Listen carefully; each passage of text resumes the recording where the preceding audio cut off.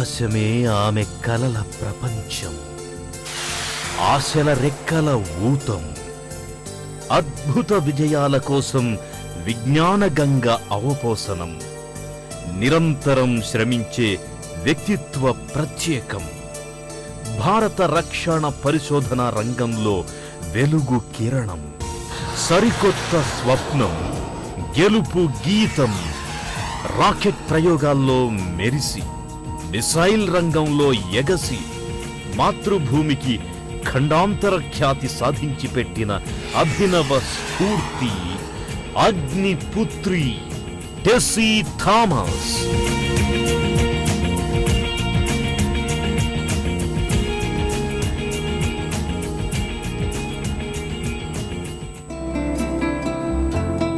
అగ్నిపుత్రి Tessy Thomas April 27, 1961లో కేరళలోని అలెప్పిలో జన్మించారు. ఆమె తల్లి కుంజమ్మ, తండ్రి టీజే థామస్. నౌకాదళ అధికారి సరోజ్ కుమార్ పటేల్ ఆమె భర్త. ఆమె కుమారుడు తేజస్ ఇంజనీరింగ్ విద్యార్థి.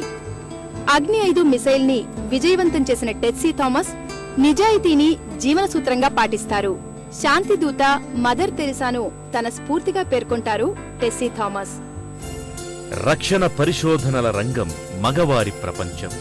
అతివలకది గగనకుసుమం అన్నది పాతుకుపోయిన భావన. కాని ఇది నిజం కాదని నిరూపించారు టెస్సీ థామస్. అగ్ని క్షిపణి ప్రాజెక్టుకు ఆద్యుడు, మిసైల్ పితామహుడు కలాం కావచ్చు. కాని దాని అభివృద్ధి దశలో వికసించిన పేరు మాత్రం టెస్సీదే. కేరళలోని గ్రామీణ ప్రాంతానికి చెందిన ఆమె పసితనంలో ఆకాశంలో ఎగిరే విమానాలను చూసి కేరింతలు కొట్టేది. ప్రత్యక్షంగా రాకెట్లను చూడ్డంలోనే ఇంత ఆనందం ఉంటే వీటి నిర్మాణం ఇంకెంత గొప్పగా ఉంటుందో కదా అనుకుంది. ఎలాగైనా రాకెట్ స్పెషలిస్ట్ అవ్వాలని మనసులో ముద్రపడిపోయింది. I've done my schooling in Alleppey, St. Joseph's Women's. నేను కేరళ అలిపిలోని సెయింట్ జోసెఫ్ పాఠశాలలో చదివాను. అక్కడే కాలేజ్ పూర్తి చేసి తిరుచూర్ ఇంజనీరింగ్ కళాశాలలో ఎలక్ట్రికల్ ఇంజనీరింగ్ చదివాను. After completion of the BTech in electrical engineering, I joined for the ME guided missile program, that is. అనంతరం DRDO sponsored guided missile program లో ME పూర్తి చేశాను. దీనికి దేశవ్యాప్తంగా ఎంపిక చేసిన 10 మందిలో నేను మొదటిదాన్ని. అనంతరం హైదరాబాద్ DRDL లో చేరాను. చాలా మంది కలలు కంటారు, నిజం చేసుకోలేక కలవరపడతారు. టెస్సీ మాత్రం అలా చేయలేదు. ఆచరణలో అకుంఠిత దీక్ష కనబరిచింది. ఆమె చదువులో చురుగ్గా ఉండేది. శాస్త్రవేత్త కావాలన్న సంకల్పం తీసుకున్నప్పటి నుంచి గణితం, సైన్స్లపై మనసు పెట్టింది. మార్కుల్లో మేటిగా రాణించింది. ఆ తరువాత ఏడాది కాలం DRDOలోనే విధులు నిర్వహించిన ఆమె 1988లో పదోన్నతి పొందారు.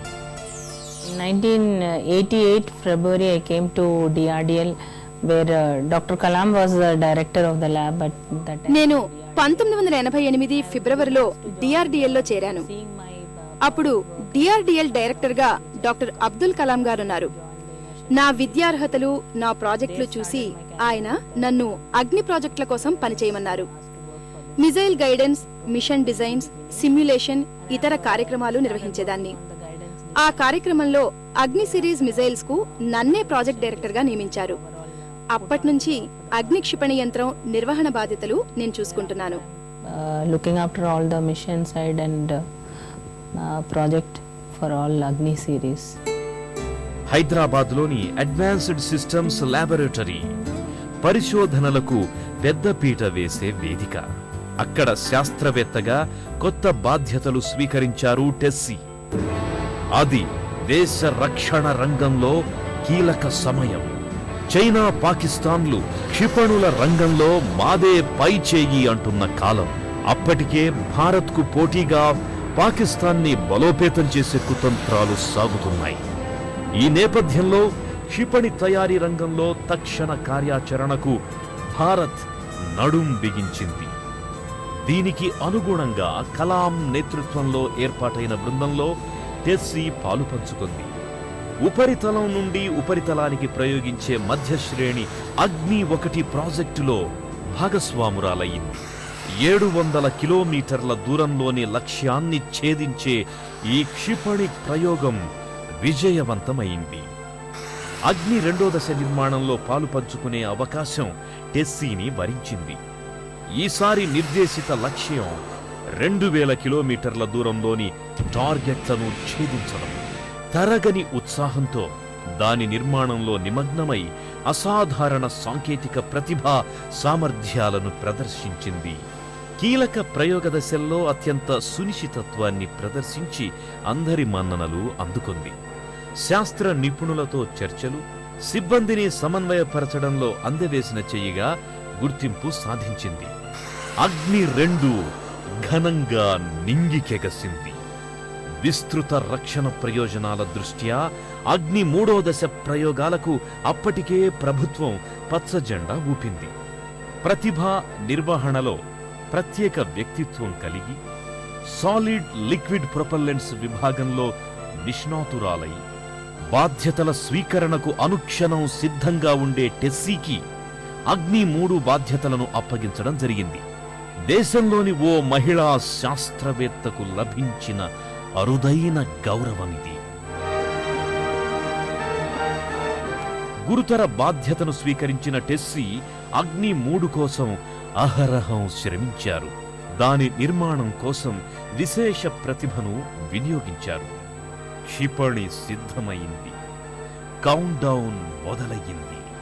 ఊపిరి బిగబట్టి చూస్తుండగానే ఆకాశంలోకి ఎగసింది అగ్ని 3. కొన్ని క్షణాల ఉత్కంఠ, కాసేపటికి నిరాశ. అగ్ని 3 సూటిగా లక్ష్యాన్ని చేరుకోలేకపోయింది. పాక్షిక విజయమే లభించింది. కళ్లల్లో ఒత్తులు వేసుకుని కృషి చేసిన టెస్సీ ఆ పరిణామానికి కుంగిపోలేదు. ఎగసే అల కళ్ల ముందు నిలిచింది. ధీమాగా ఎగిరే మువ్వన్నెల జెండా స్ఫురణకొచ్చింది. మంచుతో కరుగుతున్న, ఇంచు కూడా కదలక సమున్నతంగా నిలిచిన ఎవరెస్టును గుర్తుకు తెచ్చుకుంది. గెలుపు నిశ్చయంగా, గెలుపే ధ్యేయంగా మళ్లీ యాగం ఆరంభమైంది. ఆలోచనలు కదం తొక్కాయి. సాంకేతిక వ్యూహాలు పదునెక్కాయి.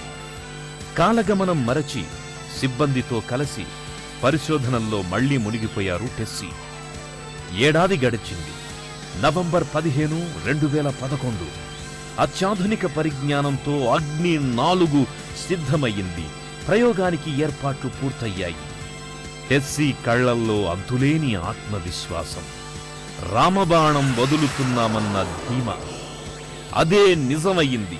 ఆకాశంలోకి ఎగసిన అగ్ని 4 లక్ష్యాన్ని ఛేదించి ఆనందాన్ని పంచింది.